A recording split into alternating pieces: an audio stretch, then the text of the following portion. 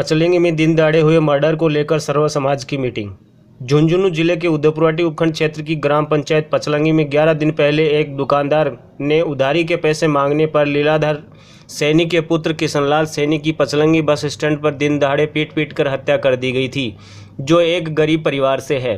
मृतक किशनलाल के पिता ने उपखंड अधिकारी, जिला कलेक्टर, जिला एसपी तथा मुख्यमंत्री के नाम अपने पुत्र को न्याय दिलाने के लिए ग्रामीणों की मौजूदगी में ज्ञापन भी दे चुका है। मृतक के परिजन तथा गवाहों का कहना है कि आरोपियों के द्वारा बार बार जान से मारने की धमकियां दी जा रही हैं, जिसके बारे में प्रशासन को भी अवगत करवाया जा चुका है। समय रहते प्रशासन इन पर कड़ी से कड़ी कार्रवाई करे तथा इनको बड़ी से बड़ी सजा जल्द दे, जिससे क्षेत्र में जो डर का माहौल पैदा हो रहा है उससे लोगों को निजात मिल सके। ग्रामीणों का कहना है कि समय रहते इन पर बड़ी कार्रवाई नहीं हुई तो आगे रणनीति तैयार कर बड़ा आंदोलन करेंगे। इसको लेकर पचलंगी तथा इसके आसपास के क्षेत्र के ग्रामीणों ने मृतक किशनलाल सैनी के पिता लीलाधर सैनी को इंसाफ दिलाने के लिए गांव के मध्य में स्थित सुभाष चौक में मीटिंग की गई। मीटिंग के दौरान लोगों ने समाज के उच्च पद पर तथा समाज का झंडा लेकर घूमने वाले लोगों व प्रशासन पर आक्रोश जताते हुए विरोध प्रदर्शन भी किया। इस दौरान पूर्व प्रधान मदन लाल भावरिया, लीलाधर ढींडवाल, विनोद जोशी, बुद्धि प्रकाश महाराज, सागर चौधरी, सुरज्ञान कुड़ी, जीतू कुड़ी, मनोज शर्मा, अशोक दास स्वामी, लालचंद बड़सरा, पूर्व सरपंच गिरधारी लाल सैनी, प्रकाश मीणा, हीरालाल गोयल, पांचूराम जांगीर, पूर्व गुजर, सुदामा कलावत, प्रभात सैनी, प्रमोद कुमावत, रामकरण मीणा, महेश शर्मा सहित सैकड़ों महिलाएं तथा सर्व समाज के लोग मौजूद थे।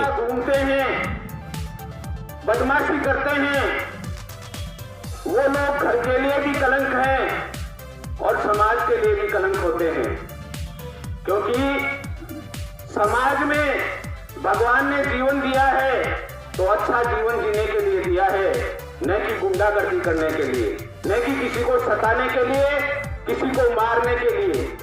मारने का हक केवल भगवान का है और उसको अगर हम हाथ में लेंगे तो भगवान कभी बर्दाश्त नहीं करते हैं। इसलिए मेरा निवेदन है कि इस अन्याय के खिलाफ कोई राजनीति नहीं करें और राजनीति भी नहीं करें और इसका समर्थन भी नहीं करें, और जो लोग इसका समर्थन करते हैं उनके खिलाफ उनका बहिष्कार करें और उनको साथ साथ कह दें कि इस गांव में गुंडागर्दी न तो चलने दी है और आगे भी चलने नहीं दी जाएगी। चाहे कोई बड़ा गुंडा बदमाश हो। मेरे को एक ने कहा था, एक पुलिस वाला मेरे को कहा था तेरे को रात को घर बढ़वानी है, बोले रात को तेरे मोहल्ले में जाएंगे। वो मेरे मोहल्ले में है ना, ये मत समझना, मेरे मोहल्ले में पुलिस वाले रहते हैं, हम खुद पुलिस वाले हैं भाई। तो अपन को कोड़ा का साफ सीधी बात है, लेकिन ये परिवार ने न्याय मिलना चाहिए। न्याय की लड़ाई है, न्याय मिलना चाहिए। 2-4 समाज के बंदे हैं और भी हैं इसमें जो इस घटना को दाएं बाएं घुमा रहे हैं,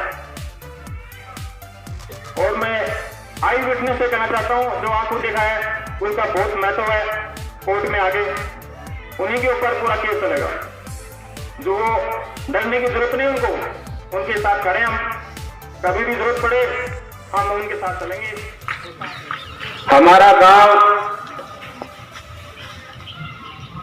एक आदर्श गांव रहा हुआ है। यहां गुंडे और बदमाशों के खिलाफ हमेशा संघर्ष चलता रहा है, और जिसने भी गुंडागर्दी की है, अन्याय किया है, उसको मुंह की खानी पड़ी है। बंधुओं, बात ये नहीं कि हम यहां इकट्ठे हुए हैं और इकट्ठे होकर के हमारी जिम्मेदारी है गांव के प्रति। केवल मनुष्य का जन्म लेना ही काफी नहीं होता है। मनुष्य जन्म लेकर के अगर गांव और समाज के लिए कोई अच्छा कार्य नहीं करे तो उसका जन्म लेना बेकार है। ऐसे जन्म से क्या फायदा जो समाज को कुछ दे नहीं सके, उल्टा समाज के ऊपर गुंडागर्दी करे। इस गरीब परिवार के प्रति इस गांव में ऐसा अन्याय हुआ, भरे चौराहे पर एक बच्चे को जान से खत्म कर दिया गया। और बड़े दुख की बात है कि लोग वीडियो बनाते रहे परंतु उनको छुड़ाया नहीं। इससे अच्छा तो मैं इस भोलाराम मीणा को जब मानता हूं कि इसने थोड़ा संघर्ष किया, राकेश कुड़ी वगैरह इन्होंने संघर्ष किया, मुकेश जी वगैरह ने, जैसा मैंने सुना है, इन्होंने संघर्ष किया परंतु ये बचा नहीं सके। बंधुओं, बड़े दुख की बात है, ये किसी के साथ भी हो सकता है। आज लीलाधर के परिवार के साथ ऐसा हुआ, कल आपके साथ भी हो सकता है। अगर हम इसका विरोध नहीं करेंगे, कतिपय लोग इस मामले को दबाने में लगे हुए हैं। मैं उन लोगों को कह देता हूं कि इस मामले को दबा नहीं पाएंगे, क्योंकि ये गांव की इज्जत का सवाल है, ये गांव की अस्मिता का सवाल है। और गांव की अस्मिता को आज तक न कोई चैलेंज किसी ने किया है और न चैलेंज कर सकता है, क्योंकि गांव में हर तरह के लोग निवास करते हैं। में लगे हुए थे कि हम समाज के ठेकेदार हैं,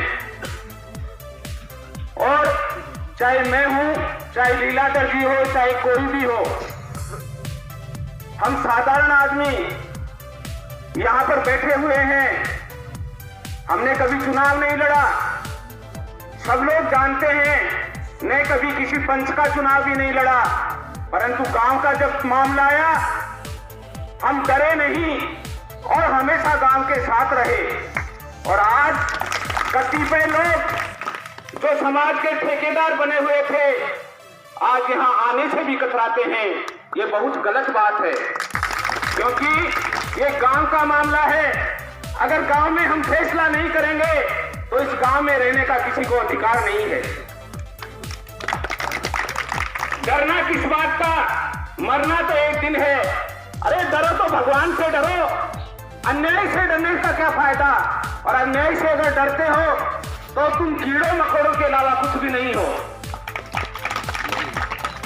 हमने देखा है, ये भावरिया जी बैठे, इन्होंने भी खूब संघर्ष किया है, और निखर करके सामने आता है जो आदमी संघर्ष करता है। और मैं तो ये कहता हूं, अगर गांव एक होगा तो कोई पद और कोई अफसर किसी से बड़ा नहीं होता।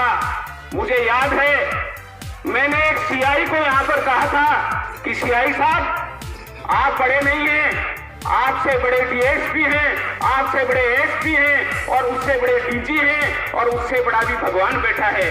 भरे पारे में मैंने कहा था, मेरा कुछ भी नहीं बिगड़ा। तो जब हम लोग निडर रहेंगे और अन्याय के खिलाफ रहेंगे तो भगवान हमारा साथ देगा।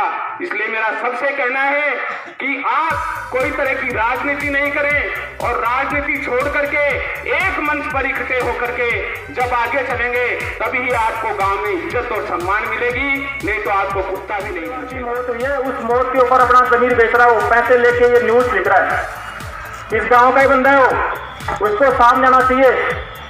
मैं चैलेंज करता हूं उस बंदे को, किसी सच्चे इंसान से अगर सामना होगा ना, उसकी पतलून ढीली हो जाएगी। मैं बताऊं गारंटी इस बात की, अगर उसमें दम है सामने आए। उसको शर्म आनी चाहिए इस गांव के लिए, इस गांव का इतना अपमान किया उसने एक गलत न्यूज डाल के। बेचारे यहाँ 6 आदमी गवाह दे रहे हैं कि यहाँ हमारे सामने मारा है, पीट के हत्या की है उसको, डॉक्टर रिपोर्ट आई है, फिर भी वो आदमी एक बार लिख दिया, दोबारा लिख दिया उसने। फिर अपनी कमी है, इस गांव की कमी है, नहीं क्या लिख दे वो।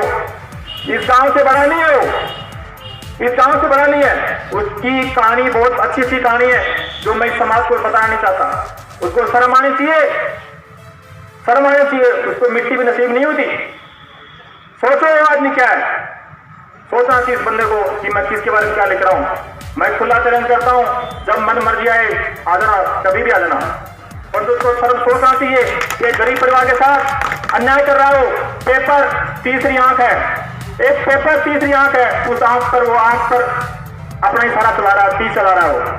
वो एक पीड़ित परिवार के साथ नहीं है, अन्याय के साथ है, वो दोषियों के साथ दे रहा हो। मेरा सभी से निवेदन है, जो भी उसके संपर्क में, उसको बताएं अन्याय नहीं चलेगा। आवाज हम ऐसे उठाते रहेंगे और खुल के भी सामने आएंगे, पीठ पीछे हम छोटा नहीं कोपेंगे, खुल के सामने आएंगे, उसमें अच्छा रहेगा, न्याय मिलेगा। मेरा सभी गांवों से निवेदन है, सभी लोग, इतनी बड़ी घटना घटी है, इसमें सब सामने आके इस परिवार का हाथ से हाथ, कंधा से कंधा मिला के सहयोग करें। और ये परिवार मिडिल क्लास का परिवार है, जो अपनी दाल रोटी खा के टाइम पास कर रहा था, अपनी बाड़ी आप लोगों को हरी सब्जी खिला रहा था गाँव में, शायद सभी घर घर में ये जाके देता था। लीलाधर जी इतने निम्न परिवार से हैं, जो इनके पास कोई सोर्स इनकम नहीं है, एक गांव की देखभाल कर रहे थे हर तरह से। तो सभी से मेरा निवेदन है, खुल के सामने आए। अभी विनोद जोशी जी बताया, जो समाज के ठेकेदार हैं, आप तो रात को 2-2 बजे तक सोने नहीं देते थे, रात को 2 बजे जाके जगाते थे, आओ हमारे साथ मिलो। आज वो कहाँ है? शायद मुझे लग रहा है कोई नहीं है यहाँ पे, कोई नहीं है यहाँ पे।